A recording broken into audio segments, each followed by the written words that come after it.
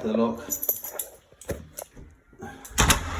You've got a keyhole on the inside, so you know you have got the option of spinning the key around, locks the handle. Don't really, it's not a necessity really. If you want to hold the latch back, let me just open the door. So if you want to hold the latch back, pull the handle down, push the black button in, let go of the handle first before the button, then to release it is one click.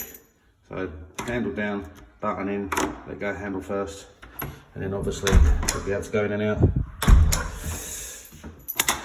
And that's it.